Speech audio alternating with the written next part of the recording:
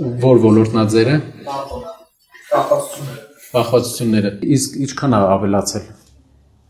Վճարը նկատի ունեք։ Չէ,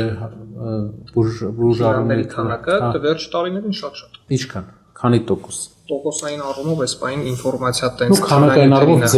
ձեր հիվանդների քանակը։ Երիտասարդների քանակն ավելացել։ Հիմնականում միջինից ավելի բարդ դեպքերն են լինում, շատ շուտ որ կան հազվադեպ առնում է։ 99% դեպքերում, երբ որ մտնում ենք լի, տելեգրամյան ալիքների, այդ բաները դրած էր, QR կոդերը, որ մարդը պրոստը տելեգրամյան ալիքով կարող էր առնել։ Դա հասանելիությունն է, ինձ թվում է պետական մակարդակով չպայքարելու արդյունքն է։ 14 տարեկան երեխան լիֆտից օգտվելու պարագայում հասանելիություն է ունենում, իր շենքի հետևի ինչ-որ մի հատ քայտակից ինչ-որ մի հատ բան վերցնի ու օգտագործի։